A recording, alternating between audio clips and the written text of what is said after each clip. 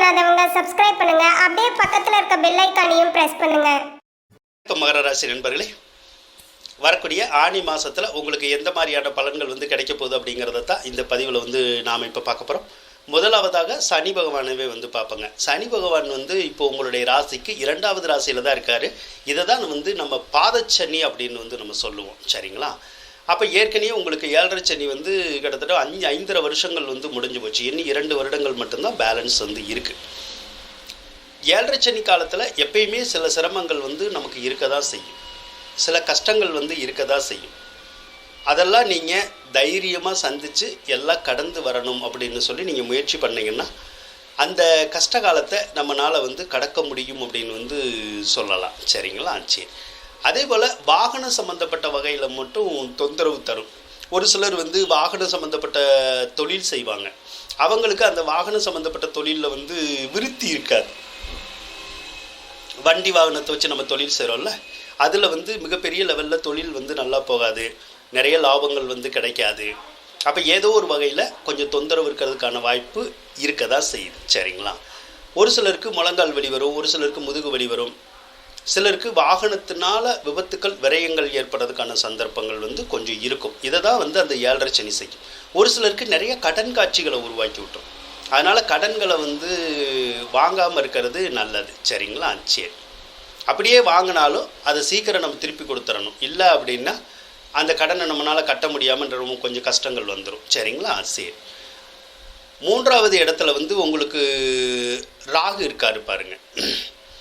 அப்போ 3வது இடத்துல ராகு இருந்தால் இளைய சகோதர சகோதரிகளோட கருத்து வேறுபாடு வரும். இல்லைன்னா அவங்களுக்கு கொஞ்சம் உடல்நிலை சரியில்லாமல் போய் மறுபடியும் சரியாவாங்க. இதை தான் அந்த ராகு பண்ணும். மற்றபடி நல்ல தைரியம் கிடைக்கும், நல்ல தன்னம்பிக்கை எல்லாருக்கும். 4வது இடத்துல செவ்வாய் ஆட்சி பலத்தோடு இருக்குது பாருங்கள். இது மிகப்பெரிய யோகம் அப்படின்னு சொல்லலாம். ஏன்னா செவ்வாய் தான் சொத்துக்களுக்குடைய கிரகம். அப்போ என்ன பண்ணுவார்னா இந்த மாதத்தை பொறுத்தளவு சிலருக்கு சொத்துக்கள் கிடைக்கக்கூடிய சந்தர்ப்பம் இருக்கும். சொத்துக்கள் எந்த வழியில் வேணாலும் கிடைக்கலாம். ஒரு சிலர் சொத்துக்களை லீஸுக்கு எடுக்கலாம், ஒத்தி வாங்கலாம். ஒரு சிலர் சொத்துக்களை கிரைய வாங்குவாங்க. ஒரு சிலருக்கு வில்லங்க சொத்துக்கள் கைக்கு கிடைக்கும்.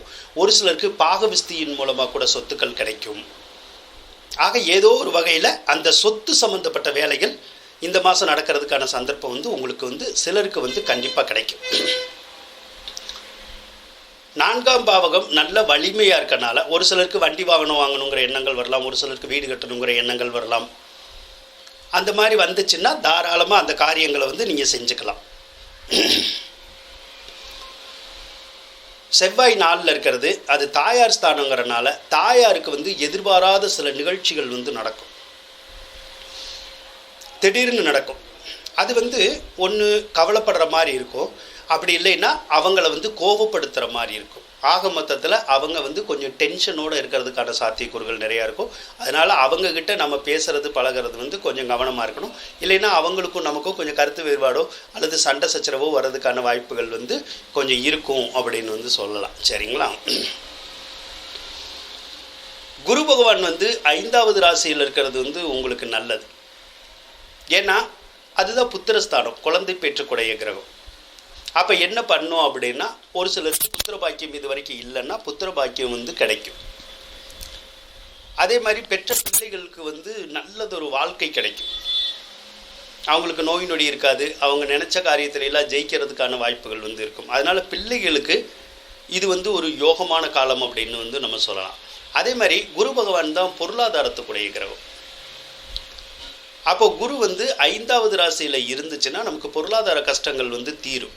ஏதாவது ஒரு விஷயத்தில் பணவரவு கிடைக்கும். கடன் காட்சியெல்லாம் கூட அடையிறதுக்கான சாத்தியக்கூறுகள் உங்களுக்கு இருக்கும். கோர்ட்டு கேஸு வம்பு வழக்கு இதெல்லாம் நமக்கு சாதகமாக வர்ற மாதிரியான சூழ்நிலைகள் இருக்கும் அப்படின்னு சொல்லலாம். சரிங்களா? சரி. 6வது ராசியில் சூரியன் இருக்கு பாருங்க. 6வது ராசியில் சூரியன் இருக்கிறது நல்லது. எதுக்கு நல்லதுன்னா அரசாங்க நன்மைகள் கிடைக்கும். அரசாங்க அதிகாரிகள் நமக்கு உதவி எல்லாம் செய்வாங்க. அதனால் அரசாங்க சம்மந்தப்பட்ட காரியங்கள் எதுவாக இருந்தாலும் நம்ம செய்யலாம். சரிங்களா? அதில் வெற்றிகள் கிடைக்கும். ஆனால் அரசாங்க அதிகாரிகளை பற்றி ஒரு நல்ல எண்ணம் நம்ம மனசில் வராது. ஏன்னா அவங்க வந்து நம்ம வந்து ஏதாவது ஒரு காரணத்தை நம்மளை அலக்களிக்கிறதுக்கான வாய்ப்புகள் வந்து இருக்கும். அதனால் என்னடா இவங்கெல்லாம் இப்படி நடந்துக்கிறாங்களே வச்சுக்கிறாங்களே அப்படின்னு சொல்லிட்டு நம்ம அவங்க மேலே ஒரு வெறுப்பு உணர்ச்சி வருதில்ல, அந்த மாதிரியான ஒரு உணர்ச்சி வந்து வரதுக்கான சாத்தியக்கூறுகள் வந்து இருக்கும். சிலருக்கு தந்தை வழி உறவினர்கள் இருக்காங்களே, சித்தப்பா பெரியப்பா, அவங்க மேலே கூட வெறுப்புகள் வரும். அவங்க கூட நம்மளை தவறாக வந்து பேசுவாங்க. அதனால் என்னடா இவங்கெல்லாம் இப்படி இருக்காங்களே அப்படின்னு ஒரு ஃபீல் பண்ணுறோம்ல, அந்த ஃபீல் வந்து கொஞ்சம் வரதா செய்யும். அதே போல் சுக்கிர பகவான் வேற உங்களுக்கு 6வது ராசியில் தான் இருக்கார். 6வது ராசியில் சுக்கிரன் இருந்துச்சுன்னா உங்கள் வீட்டில் இருக்க எலக்ட்ரானிக் பொருள்கள் பூரா கொஞ்சம் பழுதுபடுறதுக்கான வாய்ப்புகள் வரும், ரிப்பேர் ஆகும். ஒரு சில பொருள்களுக்கு புதுசு தான் வாங்கணும், ஒரு சில பொருள்களுக்கு பழசையே நம்ம ரிப்பேர் பண்ணி பயன்படுத்திக்கலாம். அந்த வேலையை மட்டும்தான் சுக்கிரன் செய்வார். அதே மாதிரி சுக்கிரன் 6வது ராசியில் இருந்துச்சுன்னா ஒரு சிலருக்கு இந்த ஆடை ஆபரணங்கள் இருக்குல்ல, அது வந்து சேதாரமாகும். இப்போ ட்ரெஸ் இருக்குது, அது வந்து கிழிஞ்சு போகிறது, இல்லைன்னா சாயம் போகிறது, ஏதோ ஒரு விதத்தில் பிரச்சனை வர்றது, அந்த மாதிரி வரும்.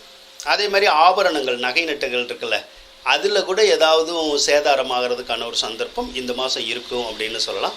அதே மாதிரி 5ஆம் அதிபதி 6வது ராசியில் இருந்துச்சுன்னா பெற்ற பிள்ளைகளுக்கு யாருக்காவது ஒருத்தருக்கு அந்த சளி, இருமல், காய்ச்சல் போன்ற உடல் உபாதைகள் வந்து விலகிறதுக்கான ஒரு வாய்ப்புகள் இந்த மாதம் வந்து இருக்கும் அப்படின்னு வந்து நம்ம சொல்லலாம்.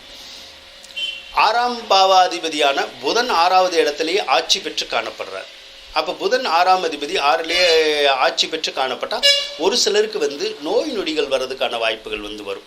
சிலருக்கு வந்து தோலில் வந்து அலர்ஜி வரலாம், ஸ்கின் அலர்ஜி இருக்குல்ல, அந்த மாதிரி வரும். ஒரு சிலருக்கு இந்த தலைவலி, வயிற்று வலி, கல்லடப்பு அப்படி சொல்கிறோம்ல, அதே மாதிரி இந்த மூத்திரக்கடுப்பு அப்படிலாம் சொல்லுவோம், ஹீட்டுனால் வரக்கூடிய பிரச்சனைகள். ஸோ இந்த மாதிரி ஏதாவது ஒரு உடல் நலக்குறை ஏற்பட்டு நீங்கிறதுக்கான சந்தர்ப்பம் இந்த மாதம் வந்து உங்களுக்கு சிலருக்கு வந்து இருக்கும் அப்படின்னு வந்து நம்ம சொல்லலாம். இப்போ புதனை பொறுத்தளவுக்கு ஆனி 12ஆம் தேதி 7வது ராசிக்கு மாறிடுவார். அதுக்கப்புறம் வந்து அந்த நோய் நொடி தாக்கங்கள் வந்து அவ்வளவா வந்து யாருக்கும் இருக்காது, சரிங்களா? உங்களுடைய கணவன் அல்லது மனைவிக்கு மட்டும் அலைச்சல் திருச்சல் வந்து நிறையா இருக்கும். எங்கேயாவது வெளியூர் அங்கிட்டுக்கிட்டுன்னு சொல்லி போயிட்டே இருப்பாங்க. சரியாக தொழிலை கவனிக்க முடியாது, சரியாக வேலையை கவனிக்க முடியாது, அடிக்கடி லீவு போடுற மாதிரியான ஒரு சூழ்நிலைகள் வந்து உங்களுடைய கணவன் அல்லது மனைவிக்கு வந்து ஏற்படும். அதே மாதிரி அவங்க வந்து சொந்த பந்தங்களை வந்து தேடி போவாங்க. ஏற்கனவே சொந்த பந்தங்கள் பகையாக இருக்கும், அந்த பகையெல்லாம் சரி செய்யணும் அப்படின்னுலாம் நினைப்பாங்க. அதே மாதிரி கல்வி பற்றிய சிந்தனை வந்து அவங்களுக்கு அதிகமாக இருக்கும். ஒன்று அவங்க படிக்கணும்னு நினைக்கலாம், இல்லைன்னா பிள்ளைங்களை வந்து படிப்பு பற்றி ஏதாவது சிந்தனைகள் வந்து மனசில் இருந்துக்கிட்டே இருக்கும், சரிங்களா? சரி, சுக்கிரனை எடுத்துக்கிட்டோம்னா ஆனி மாதம் 23ஆம் தேதி கடகராசிக்கு தான் வருவார், 7வது ராசிக்கு வருவார். சுக்கிரன் 7வது ராசியில் இருந்தால் உங்களுக்கு தொழில் ஸ்தானமும் ரொம்ப நல்லாயிருக்கும், தொழில் நல்லா நடக்கும், தொழிலில் நல்ல லாபங்கள் வந்து கிடைக்கும். அதே மாதிரி குழந்தை ஸ்தானமும் நல்லாயிருக்கும், உங்களுடைய பிள்ளைகளுக்கும் நல்ல வளர்ச்சி கிடைக்கிறதுக்கான வாய்ப்புகள் இருக்கும். அதே மாதிரி உங்களுக்கும் நல்ல மகிழ்ச்சிகரமான சம்பவங்கள் நடக்கிறதுக்கான சாத்தியக்கூறுகளை அந்த சுக்கிரன் வந்து இந்த மாதம் உருவாக்கி தருவார் அப்படின்னு வந்து நம்ம சொல்லலாம், சரிங்களா? அதே மாதிரி சூரியனை பொறுத்தளவுக்கு 8ஆம் அதிபதி தான்.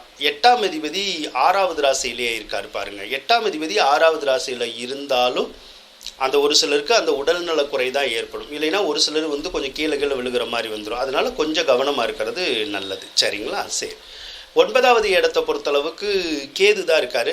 கேது இருந்துச்சுன்னா தந்தை கூட வந்து கருத்து வேறுபாடு ஏற்படும், இல்லைன்னா தந்தைக்கு உடல்நலக்குறை ஏற்பட்டு நீங்கிற மாதிரியான ஒரு சூழ்நிலை வந்து இருக்குன்னு சொல்லலாம்.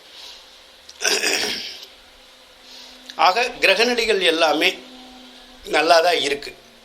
அதனால் இந்த வரக்கூடிய ஆனி மாதத்தில் பல நற்பலன்கள் உங்களுக்கு கிடைக்கிறதுக்கான சாத்தியக்கூறுகள் இருக்குது அப்படின்னு சொல்லி கூறிக்கொண்டு விடைபெறுகின்றேன். மேலும் தகவலுக்கு எங்கள் சேனலை மறக்காமல் சப்ஸ்கிரைப் பண்ணுங்கள். நன்றி.